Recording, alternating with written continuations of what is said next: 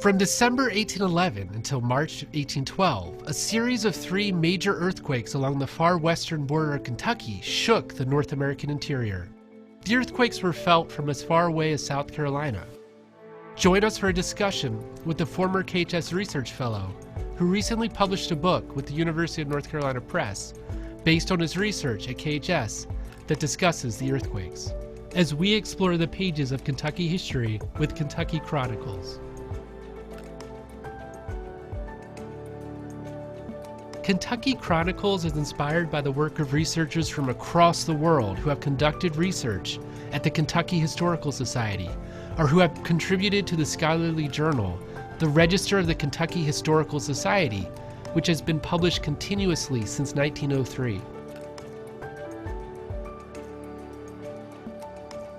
Hi, I'm Daniel J. Burge, the host of Kentucky Chronicles, a podcast of the Kentucky Historical Society. I'm the associate editor of the Register of the Kentucky Historical Society, and I also coordinate our Research Fellows program, which brings in researchers from across the world to conduct research in the rich archival holdings of the Kentucky Historical Society. Dr. Jonathan Hancock is an associate professor of history and chair of the Department of History at Hendrix College in Conway, Arkansas. Dr. Hancock holds a BA in history from Dartmouth and a PhD from the University of North Carolina at Chapel Hill. He has an article in the Journal of the Early Republic, several book chapters, and recently published his book, Convulsed States, Earthquakes, Prophecy, and the Remaking of Early America with the University of North Carolina Press in 2021.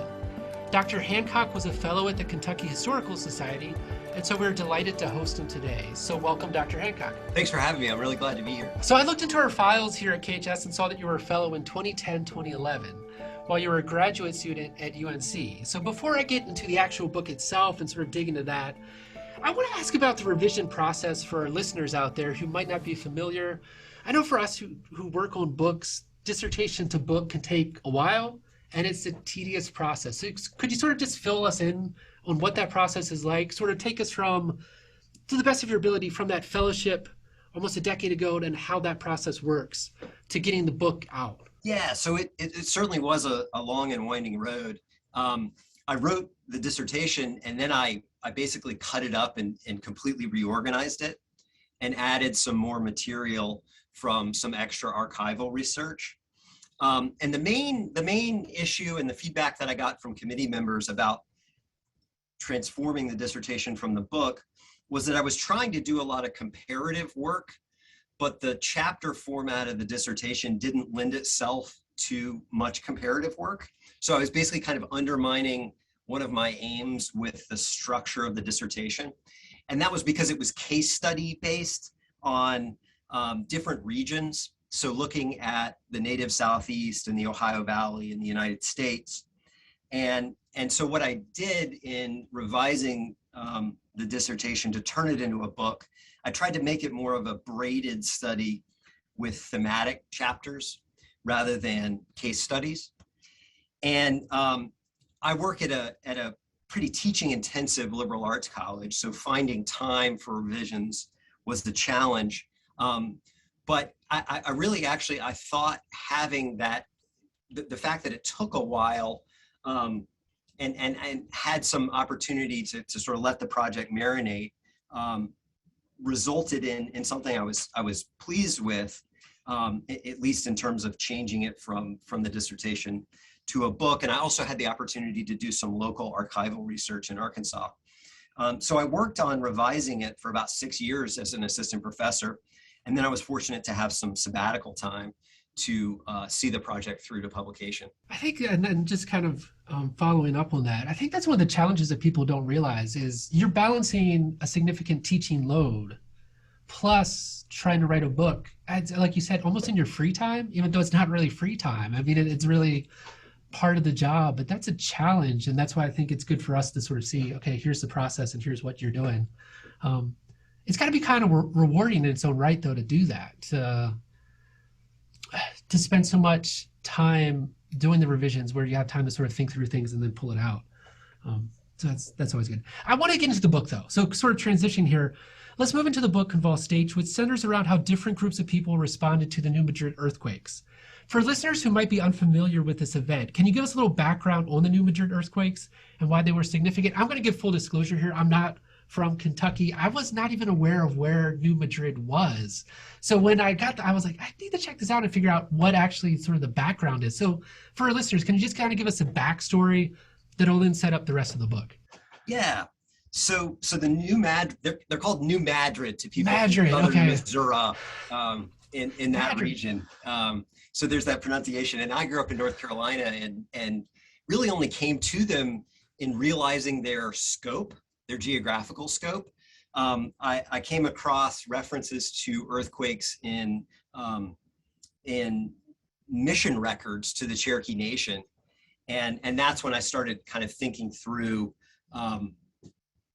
what using their geographical scope might lend itself in terms of a historical study, but a bit of background information on the quakes themselves.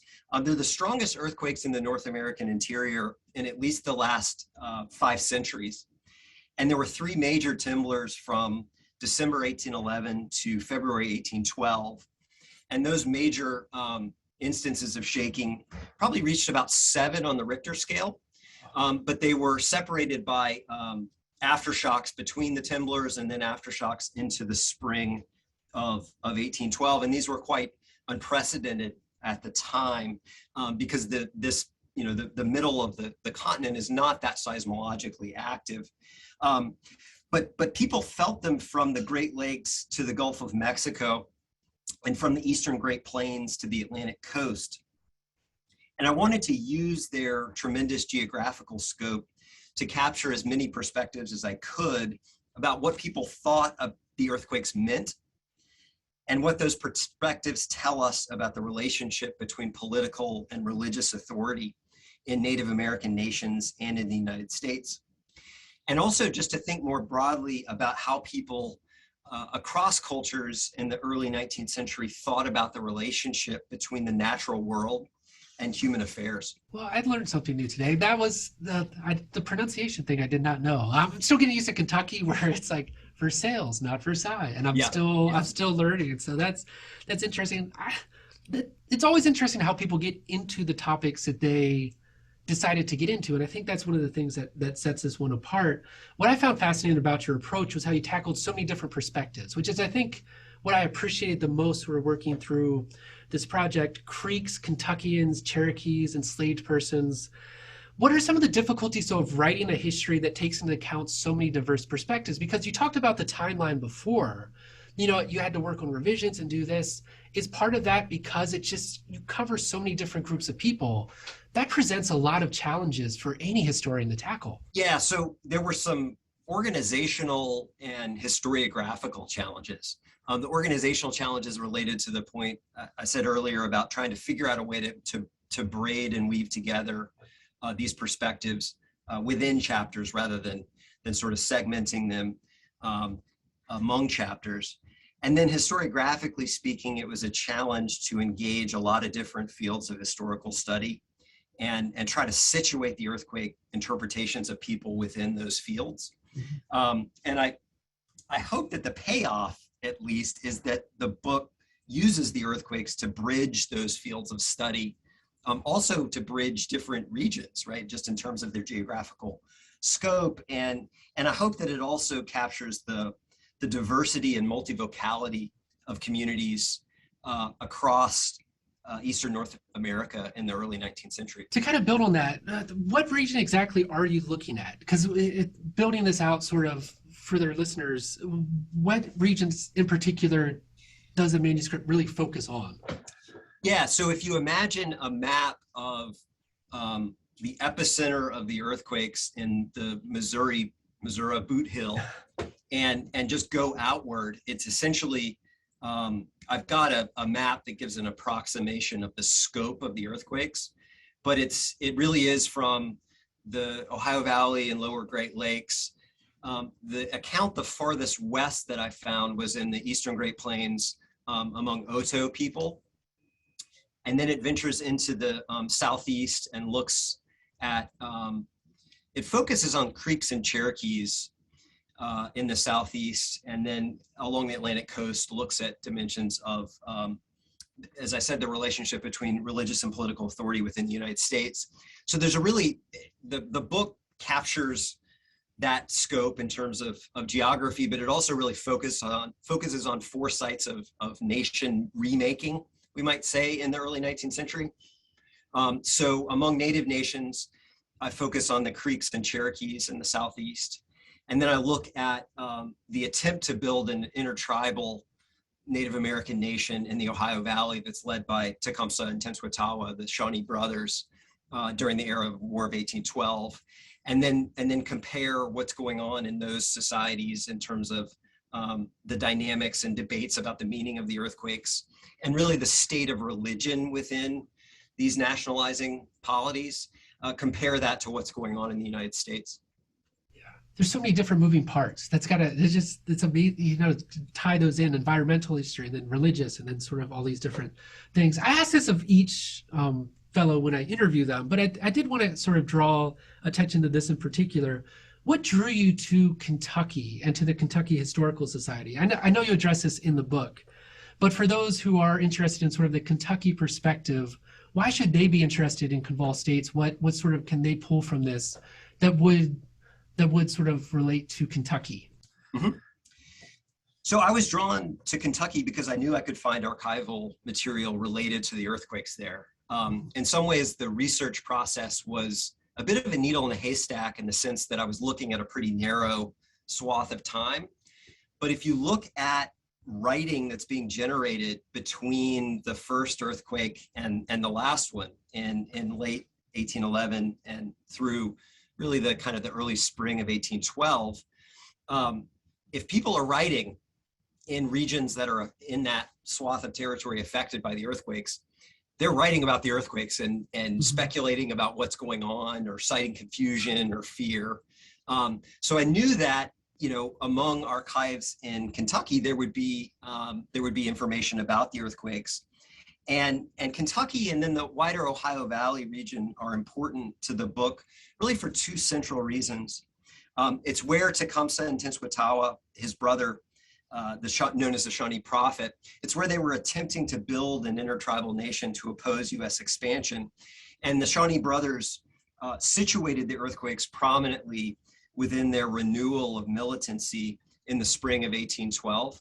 So between the Battle of Tippecanoe in November 1811 and the onset of the formal declaration of war in the War of 1812, the Shawnee brothers are really trying to regather momentum, and they situate the earthquakes within that platform for this intertribal nation building.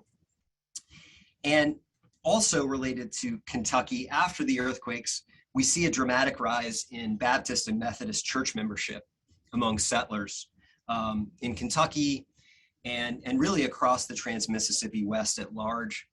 There are a couple graphs in the book that show spikes in church attendance and membership in late 1811 and early 1812.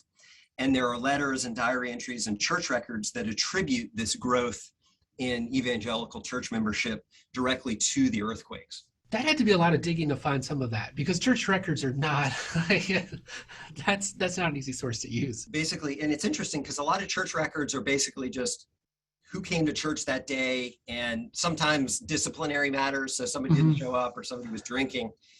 And when you tally, you know, when you start looking in the 18 teens, you just see these spikes that I thought would be best communicated through these graphs.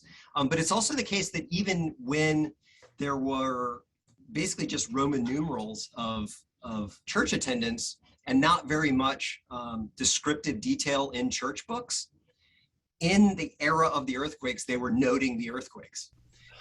So it was like one of these things that they actually did want to append to their tallies of disciplinary matters or church membership. Huh. Which leads into my next question, but I think this might be part of what you were just talking about, because I'm always curious about the research process. Do you come across any archival finds, whether at the KHS or another repository, that either shifted your interpretation or that was sort of like one of those aha moments? We've had a couple fellows recently who, you know, when they're in here, sometimes you'll see them in the archives, they're like, oh, this is amazing, or something shifts, or there's something that clicks that goes, okay, when I'm restructuring this manuscript, maybe this fits here. Was there anything in particular that just sort of struck you or that you came across? Yeah, I found a couple memorable letters at the KHS that really, really captured the combination of really interesting observations about oddities that were occurring in the natural world during the earthquake. So not just the ground shaking, but sort of strange sights and smells and sounds and, things going on in the sky, and merging those descriptive details with discussions about conversion experiences. And there's two in particular, as I mentioned, two letters. One was from a man in Vincennes to a family member in Henderson County, Kentucky. And he described a range of earthquake damage to the land. He talked about a sand blow and deep fissures in the ground that were reported and measured in terms of their depth by Native American informants. And he also talked about black cats floating out on a river, which is one of my favorite eerie observations among many that I encountered in my research. And there was also there was a letter from a woman in Jefferson County, Kentucky, to a correspondent in Philadelphia. And she's writing 2 years after the earthquakes. And she wrote about how her sister had undergone a religious conversion experience during the shaking, and that ever since she had avoided going to dances and plays and other kinds of activities that she viewed as sort of frivolous or sinful. And the most dramatic archival find that's part of the book, I didn't find at the KHS, but it does deal with the Ohio Valley, so I thought I'd mention it. It's an 1807 letter from a Native American informant who was an opponent of the Shawnee Prophet of Tenskwatawa. And he was describing to New England missionaries a speech that he had witnessed from the prophet, in which the prophet said, 4 years from 1807, there would be a major underground disaster that would destroy unbelievers. And this is one of these moments where I kind of reared back in my chair and I thought, seismologists aren't that accurate in terms of earthquake predictions these days. And we're talking about a region that isn't very seismologically active, but it's evidence of the Shawnee Prophet predicting this natural phenomenon. There were plenty of people within Native American societies and within the United States after the shaking who argued that they had predicted it. But this is one of the few examples of someone predicting it before the earth actually shook. Oh, I want to hear more about the black cats in just a second, but before because that's crazy. That's just crazy.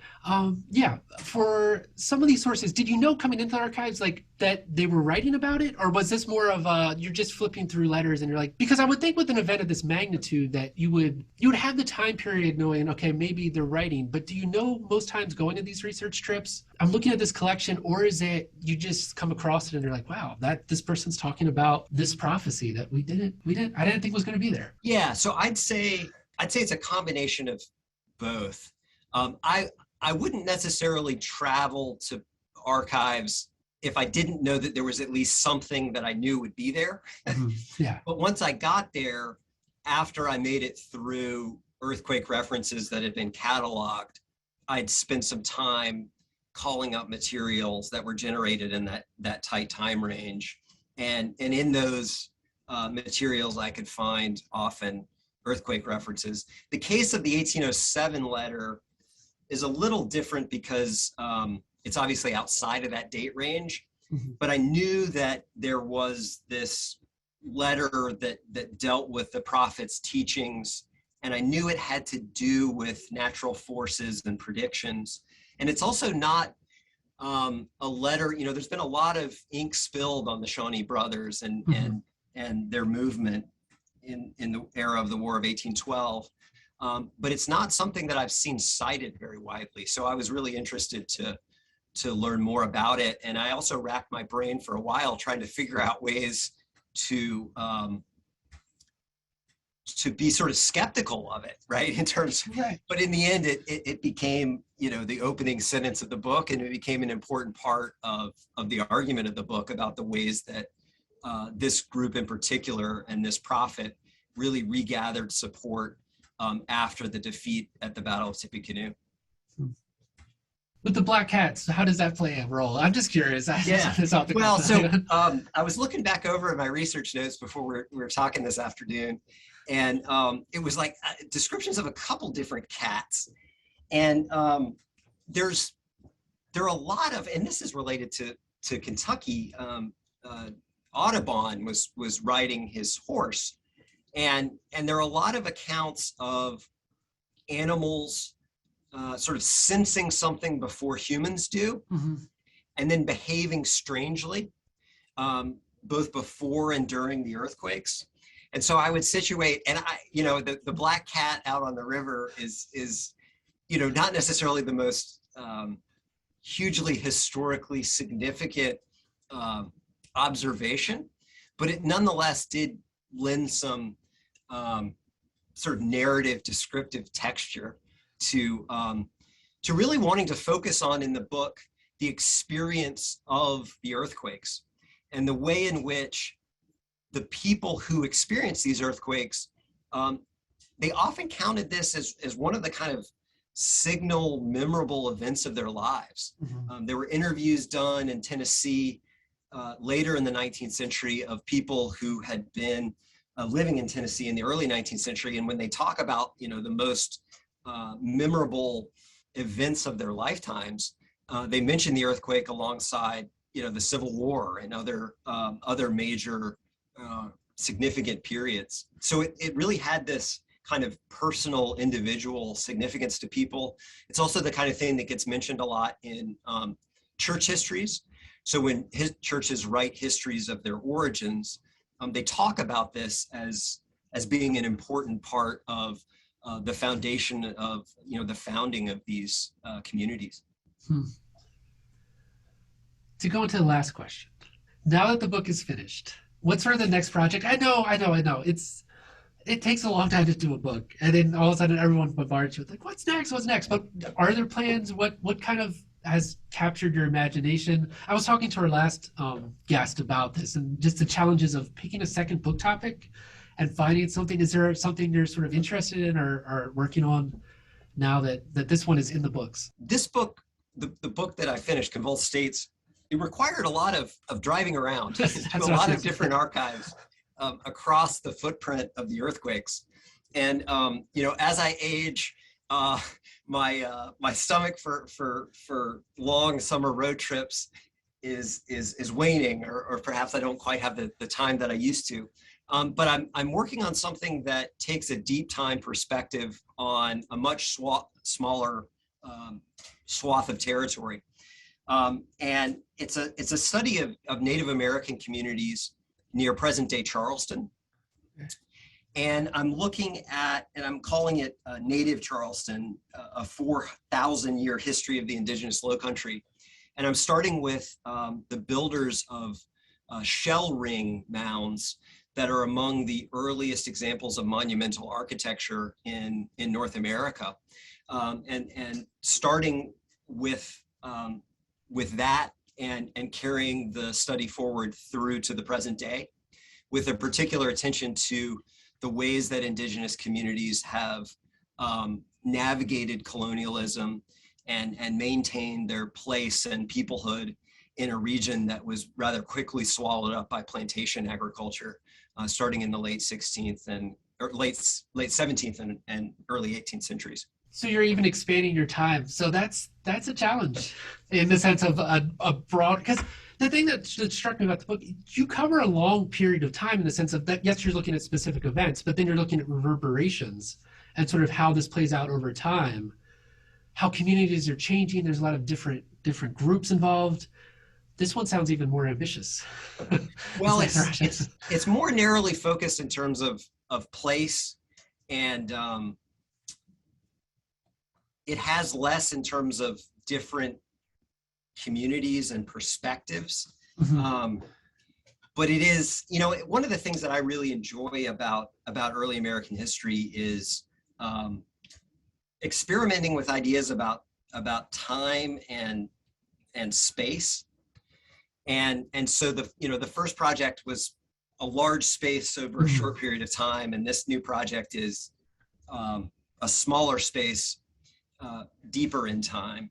I really enjoy the challenges and opportunities that come with thinking through new ways to narrate and analyze the early American past, and also think about ways to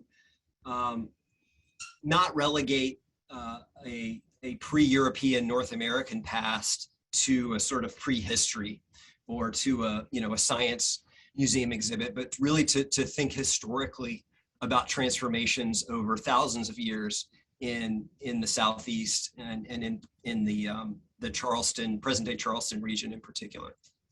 I think it's important too, because I know with Kentucky in particular, we tend to focus so much on the Civil War and sort of that era. And that was the thing, I think, pulling it to 1812, sort of those decades, we tend to overlook those a little bit. I mean, I know that there's still a lot of writing and the historiography is still deep, but I do think we tend to sort of slide along time. And by the time you get to the 1840s, 50s, 60s, we spend so much time focused on that like you were saying, we tend to overlook sort of that massive expanse of time that either gets overlooked or, I mean, if you're teaching a survey class, let's face it, you get through those eras sometimes very quickly. And all of a sudden you're like, okay, I mean, I know you can move through very quickly to like, here's the Civil War. And it's just, it's a very, very sort of brief overview, but yeah. With that being said, I'm going to bring this to a close. So that is Dr. Jonathan Hancock, an associate professor of history at Hendrix College. We hope that you all check out his excellent book, Convulsed States, Earthquakes, Prophecy, and the Remaking of Early America.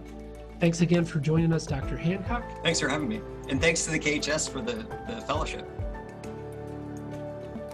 You know, it's been over 200 years since the new Madrid earthquake, and most scientists say we are way overdue for the fault to move again. History does repeat itself, but if we are informed from our past, we can better prepare for our future. This brings another episode to a close. I would like to thank our guest, Dr. Jonathan Hancock, for talking with me today. Kentucky Chronicles is presented by the Kentucky Historical Society, with support from the Kentucky Historical Society Foundation. Our show is recorded and edited by Gregory Hardison. Thanks to Dr. Stephanie Lang for her support and guidance. Our theme music is used courtesy of Pixabay. To learn more about our publication, the Register of the Kentucky Historical Society, or to learn more about our Research Fellows program, please visit our website, history.ky.gov. If you have enjoyed our podcast, please subscribe. It really helps us to know how we are doing. You can also help us build a following by telling your friends to subscribe.